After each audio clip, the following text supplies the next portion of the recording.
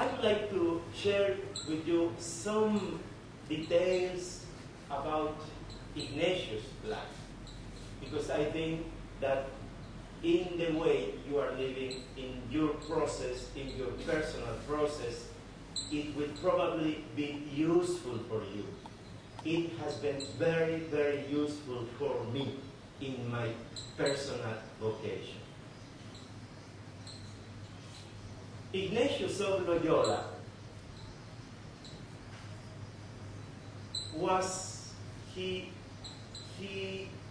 his family was very rich. He belonged to a very distinguished, to a very important family in Spain. His father was a very important soldier that served the king of Spain. All his brothers, he had 8 brothers and 4 sisters. In his family, there were 13 children. Only the oldest of the sons had some chance, some right to receive the inheritance of the family. So, Ignatius didn't have any change to receive anything because he was the last one. He was the smallest one. His mother died when he was very, very shy, very little boy. So, another woman had to feed him. So, Ignatius didn't know his mother. And since he was a child, he lived 2 different worlds. His own, which was very important, very rich, and the other one who was very poor, because the woman who was in charge of feeding him was a very poor woman who worked for the family. So, since Ignatius was a very small child, he developed a very enormous ambition. He wanted to be one of the best soldiers. He wanted to make a lot of money. He became a very arrogant man. He had a lot of envy of his brothers because he was sure that he wanted to be the most important man, the richest in his family. He failed with this dream because his father sent him to the court of the king of Spain. At that time, the king of Spain was the most powerful king in the world. It was the king who discovered America, the Catholic king, Ferdinand the Catholic. His wife was the Queen Elizabeth, Isabel, the Catholic queen. So, he was sent to serve the king and the queen. And there, my friends, Ignatius became the most dangerous man in Spain. He liked to fight. He liked to push his companions. He had a lot of girlfriends.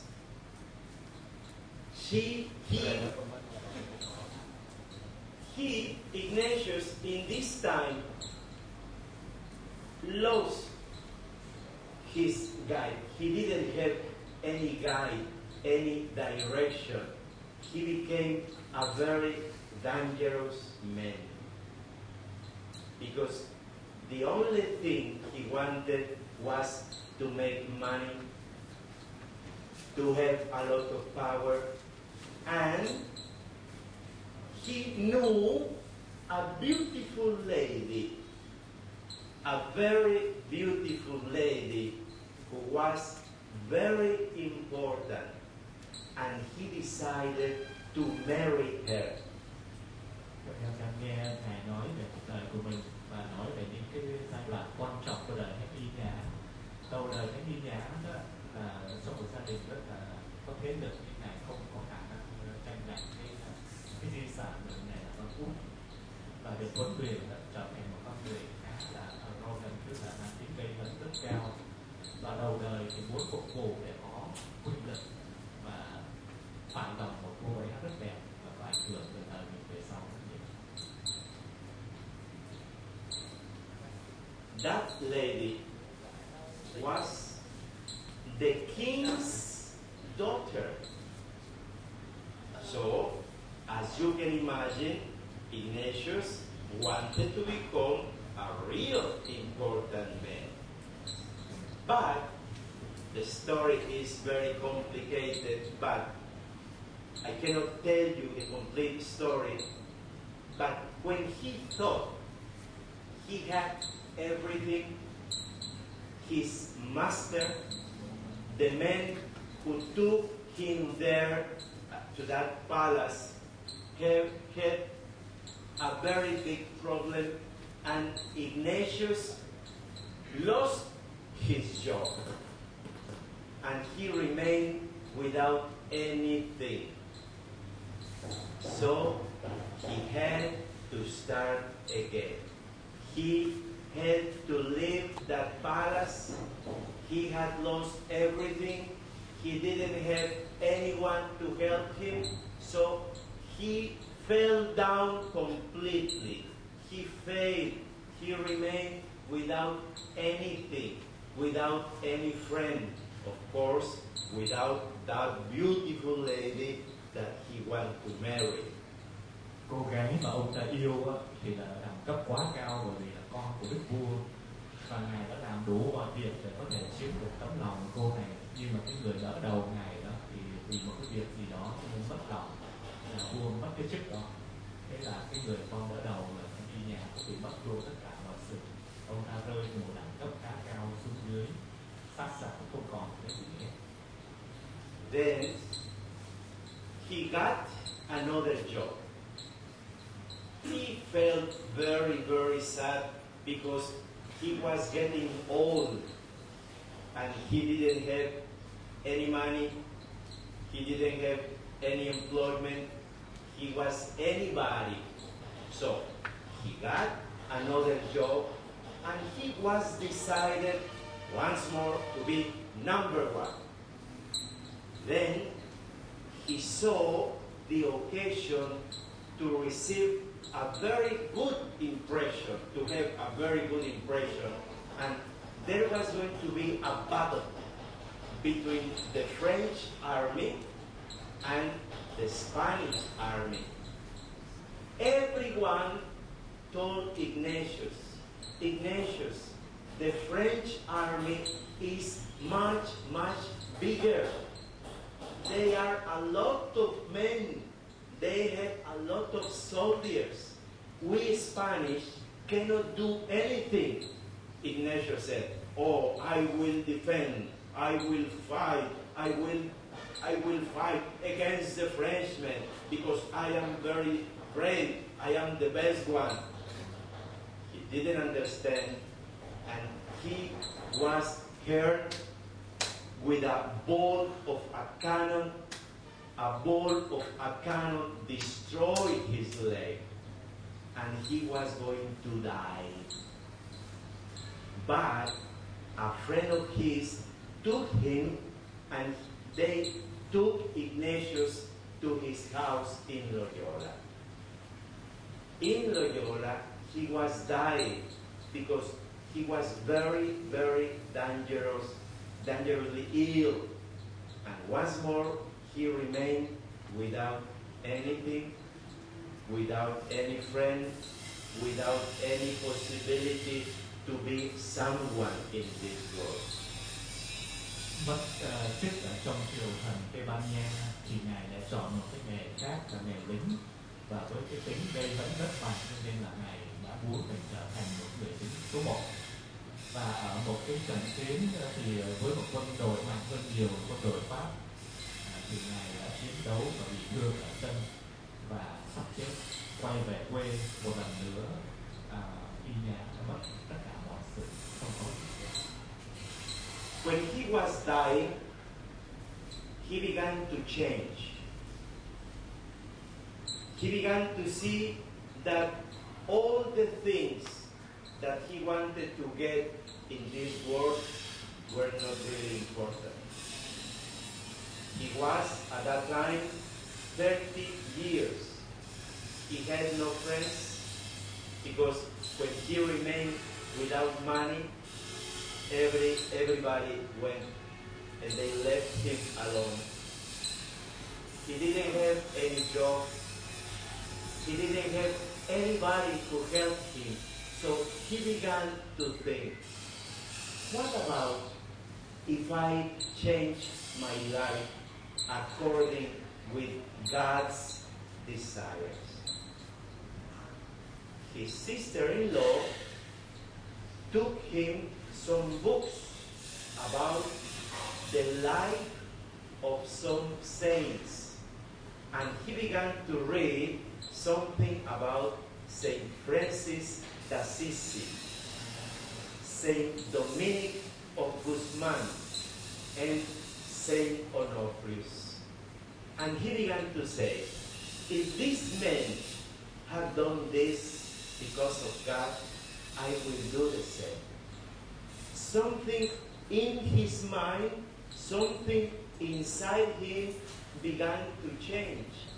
And probably for the first time, Ignatius began to convert his life to God. 30 tuổi, 2 lần trắng tay ở trên giường bệnh ngài thấm thía thế nào là sự bỏ rơi của cuộc đời, bạn bè bỏ mình, nghề nghiệp bỏ mình, và ngài cảm thấy tất cả mọi sự là ảo ảnh. Một ý nghĩ trong đầu là có lẽ tôi phục vụ Thiên Chúa, rồi sau đó nhờ những cuốn sách thiêng liêng của chị mình mang đến, trong đó cuốn sách Thánh Các Thánh, ngài đã thích thú với Thánh Francisco Assisi và Thánh Đa Minh, và ngài nói những con người này có thể nên thấy được, tôi cũng có thể nên thấy được. After this, he began to change. He began to have other kind of feelings, and he began to think in the possibility to find God.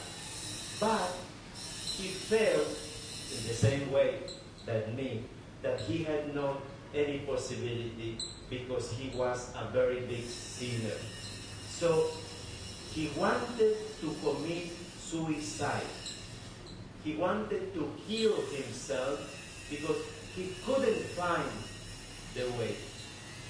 He felt that he was a bad person, a terrible sinner, and he began to cry. He had a terrible crisis. Nobody could help him. Nobody could teach him. Nobody could show him the way. And in this moment, Ignatius of Loyola thought that everything was lost for him. When he felt this, my brothers, when he really felt, when he was sure that he needed God's help, God came into his life. And God told him, Ignatius, I want you the way you are. I want you because I know that you are a sinner. I want you this way. But the only thing I ask you is that I want to be your only one, Lord. If you open your heart to me, I will go with you. But I want you to be mine. Ignatius of Loyola understood this, and this was the moment in which God and Ignatius himself began a very beautiful history, a very beautiful story of friendship. Ước mơ nên thánh cháy bỏng, nhưng mà Ngài cũng cảm nhận mình là một tội nhân thật sự. Và chính điều đó Ngài đã rơi vào một cuộc khủng hoảng trầm trọng và Ngài đã khóc triền miên vì thấy rằng mình bất lực trong cái khao khát này. Và không có ai hướng dẫn Ngài, cũng chẳng có ai chỉ cho Ngài hết. Và Ngài đã có ý định tự tử và kết liễu đời mình.